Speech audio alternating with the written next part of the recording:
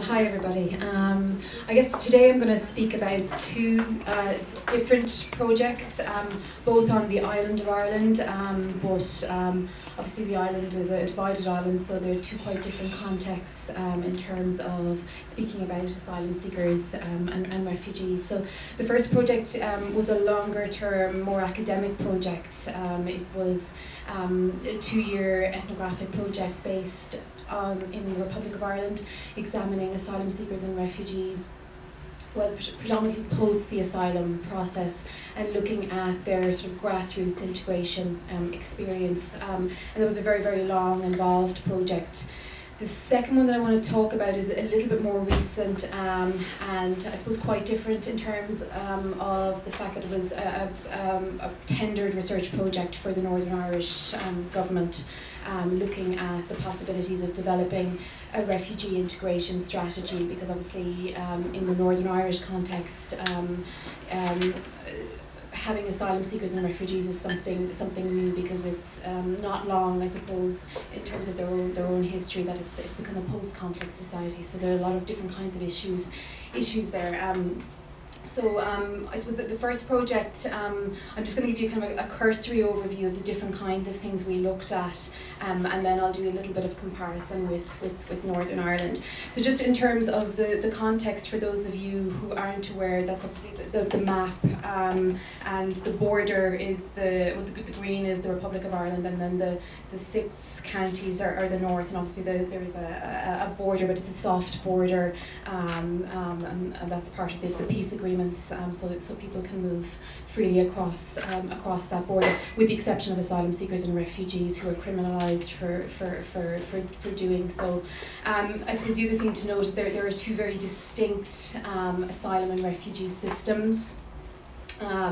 Obviously the Republic of Ireland has its own system, and in the north it's the UK system, and the border. Obviously, I'm not going to talk about this today because it's going to become more complex because of Brexit. I suppose the fear is with Brexit that we're going to have a hard border on the island, which will be problematic for everyone. In fact, so that's another issue, but. I suppose, and it will make life even more complex for the movement of migrants and asylum seekers and refugees around the island, especially for those living along the border. But it's a story for another day. So the system in Ireland is one of detention. So when asylum seekers arrive to Ireland and put in their claim, they are actually detained in places like this. This is an example of Mosney, one of our very large detention centres. They're called direct provision, and people spend years and years in these spaces. Obviously they're allowed mobility outside the centres, but they're not allowed to work. Their food is cooked for them, and they get a very small amount of money per week in which to live. Their children will go to schools in the local areas. So it's quite an abhorrent system, and there's a lot of campaigns in Ireland at the moment to try and get rid of this system.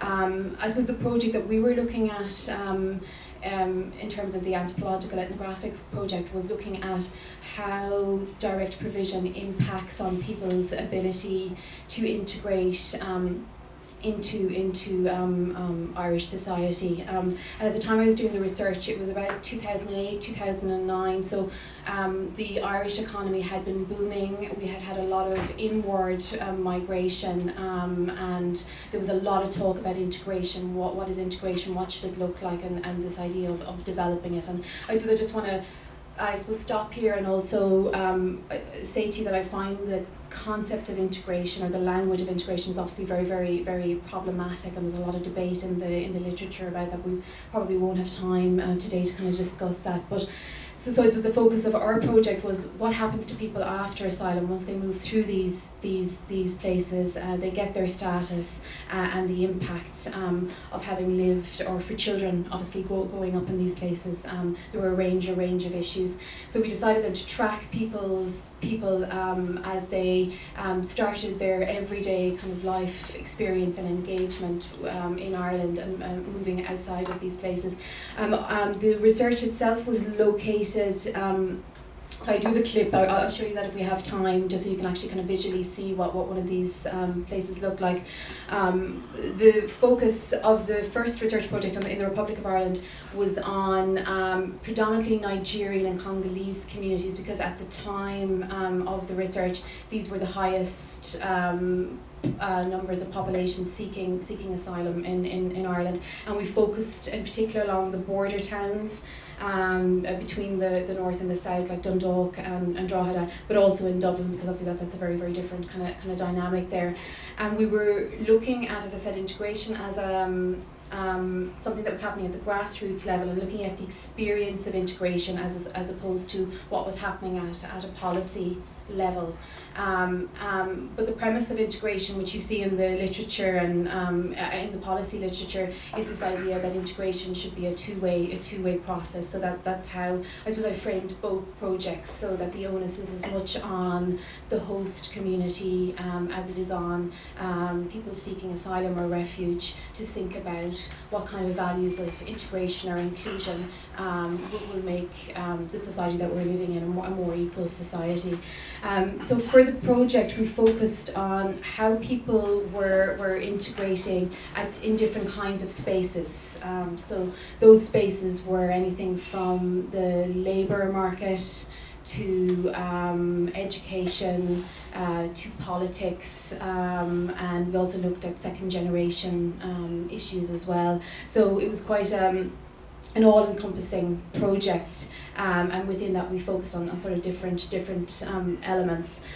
So I suppose in the context of labour integration in Ireland, asylum seekers are not allowed to work. So they're not allowed to work until they get their refugee status. So this isn't uncommon, obviously, across Europe. In that time period, there's obviously a lot of de-skilling and demotivation, and a lot of kind of things happen in that waiting period. A lot of frustration and health issues, of course, as well. But upon getting a refugee status, I suppose what we found, and again this is not uncommon, but extremely high levels of precarity for refugees in the labour market in terms of integrating into it. Even though there are a lot of programmes in Ireland around training and so forth. And so what we found from the cohort of people we were working with was that a lot of male refugees were actually ending up working in the taxi industry. So we decided to focus actually on the taxi industry in Northern Ireland in the Republic of Ireland, and the kinds of things that were happening in that space. And it was, I suppose, at the same time, during the boom, the Celtic Tiger in Ireland, what happened to the taxi industry was a deregulation of the taxi industry, and I suppose a surplus of taxi drivers. So we have far too many taxis in Dublin, and obviously not enough work. So you can imagine the competition, and so from there a lot of prejudice and racism and a whole range of issues that we dealt with in writing around this. But I suppose what we found too was, for refugees, they were just using the taxi industry as a way to earn money while they were upskilling or waiting for qualifications to be recognised. So they were just moving through that space, but at the same time there was a whole range of complexities arising from that. We also looked at political integration. The Republic of Ireland is quite unique in Europe in terms of, if you've been living there resident for a couple of months, you can actually vote in local elections and involve yourself in local elections, which is quite unusual. So what you do actually have happening at the sort of grassroots level is a lot of migrants and some refugees engaging in politics and running to become local councillors. So what we did was we tracked people ethnographically. So I I basically went out every evening with two ladies, one lady running for the Greens party and one lady, both Nigerian, one lady running for Fine Gael, which is kind of a centre-right party, and one of the main political parties in Ireland, and basically went on the campaign with them every night just to see the kinds of reactions they were getting from people and what was happening, and how, you know, and then track them right through until the elections. So neither women were elected, but actually both did exceptionally well in terms of the vote. So I suppose what we found more generally was obviously a need for better strategies of inclusion within main political parties, and that need for positive discrimination in politics extremely important. And I suppose migrants themselves organising at a number of levels in order to make that happen. And increasingly since 2009 we have a lot of very successful examples of people being voted into quite large political parties in the Republic of Ireland. I'm not going to get to talk about every aspect of it. We also, as I said, looked at education. Religion became something that was seemed to be very important, because in the direct provision centres, what you do have happening are African Pentecostal churches establishing themselves, I suppose kind of recruiting people converting, or people who are already there are Pentecostal.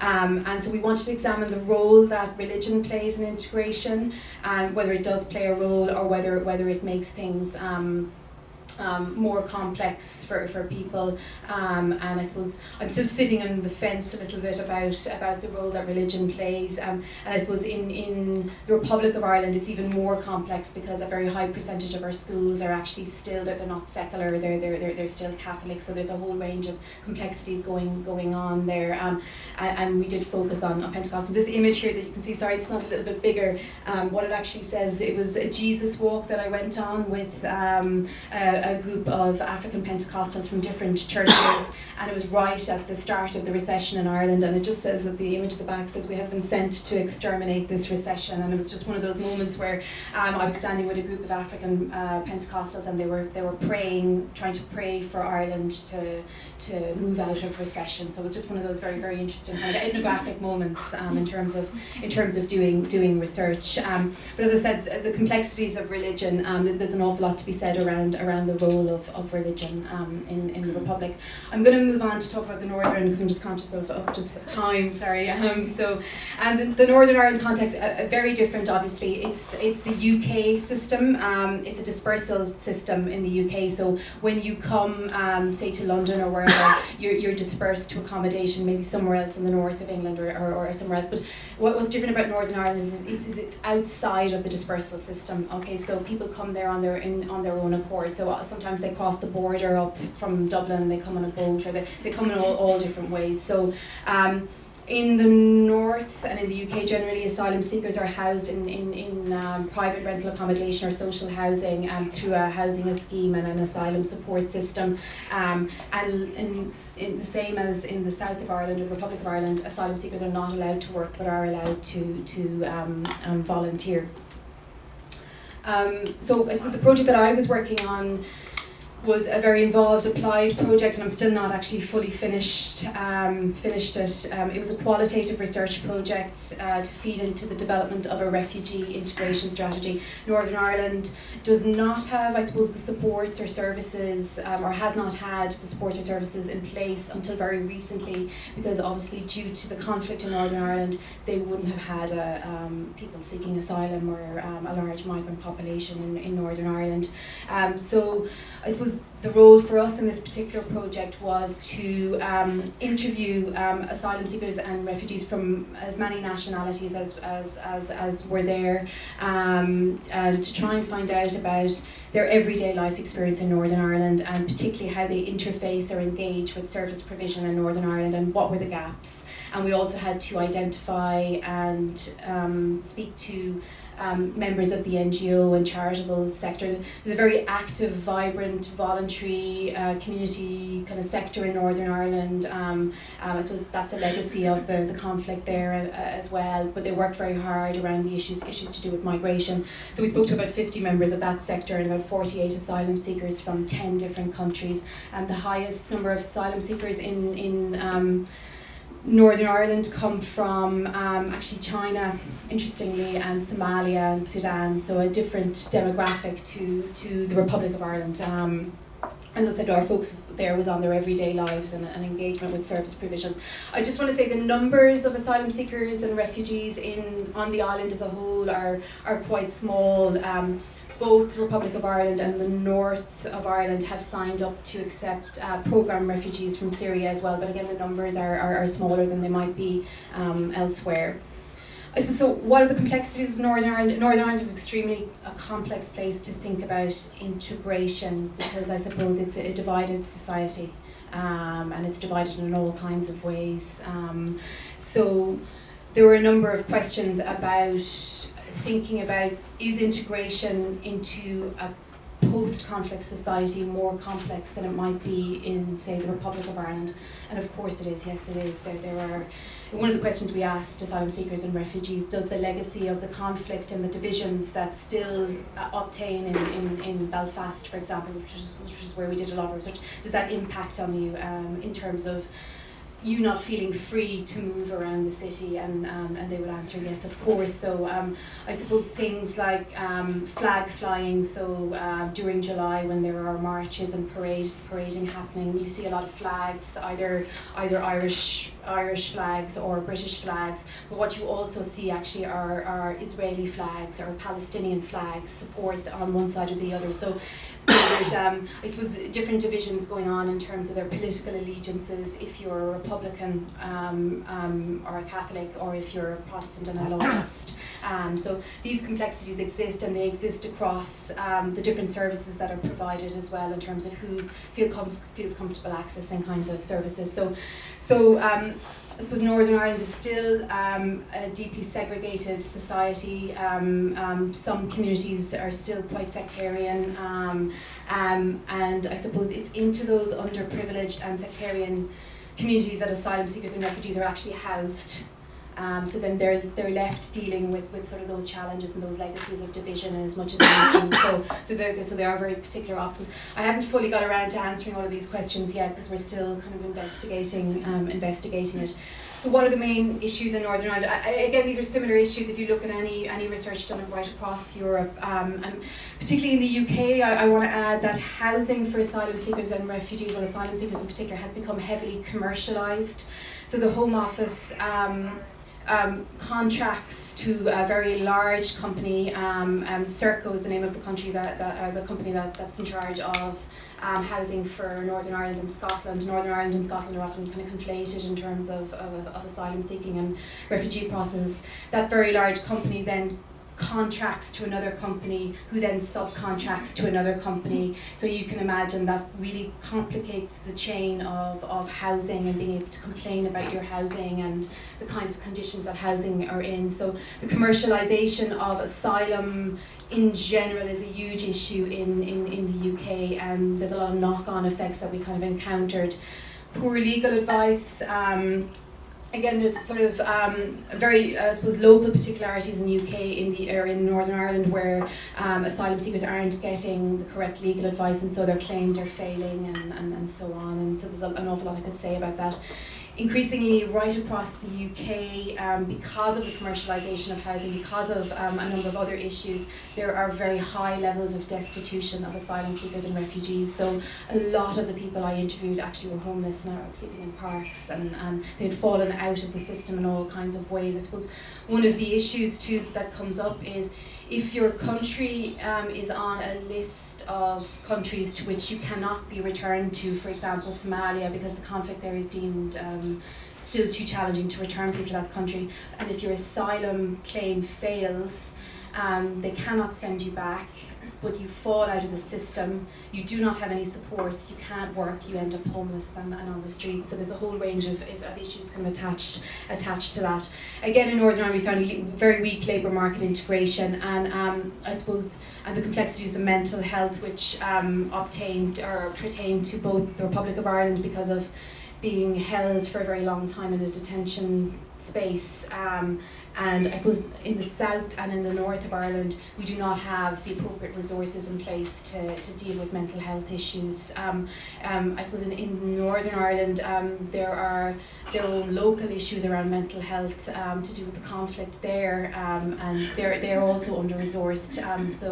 And they do not have any, I suppose, dedicated services for victims of torture in Northern Ireland. We do have only one service in the south, which again, these are all very important services that need to be addressed. And then of course the prejudice and complexities of living in a divided society. I'll wrap it up there actually. Yeah, so just in terms of ways forward, I suppose there's an awful lot of debate about what policy can do and these kinds of frameworks, but I suppose actually after being involved at a very I suppose beginning level in Northern Ireland at the development of a refugee integration strategy there, I really do see the development of this kind of strategy and the involvement of the NGO, charitable, educational sectors being really important. I suppose just as setting out a pathway for what a particular society can do. And I suppose also the premise that this idea of integration, which if you look at some of the work done in Scotland, which is absolutely super, the Scottish Refugee Council has done some excellent work. They begin with this idea of integration as beginning on the day of arrival. So it's actually not when you get your refugee status. It should begin the minute you set foot in a particular country and you put your claim in, because there's all sorts of evidence to point to that's important that we think about that. So this notion of creating a more holistic, all-encompassing integration strategy that brings, I suppose, the different sectors and services together, which I suppose is I suppose might happen in an ideal world, but certainly in the Northern Ireland context, we're seeing an awful lot of very positive work where the different sectors are working together to make things better for people seeking asylum, at least in that context. So I'll let it there. Thank you very much.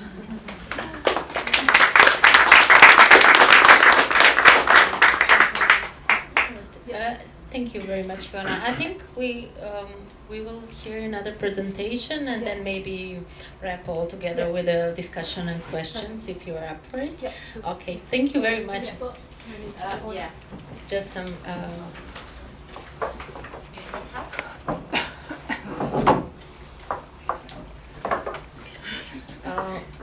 I will use a few minutes to introduce. I didn't introduce properly Fiona because Jana already introduced you in Slovene, so I will just introduce my other two guests. It's Deirdre Figueiredo is actually director of the Craft Space, a craft development organization based in UK. She has been dedicated to the promotion of diversity and accessibility with the contemporary craft sector in Britain. Also, she has initiated Project Scelano in 2010, which is the developing craft social enterprise composed of migrant and refugee women who meet in Birmingham to decide and make jewelry to sell.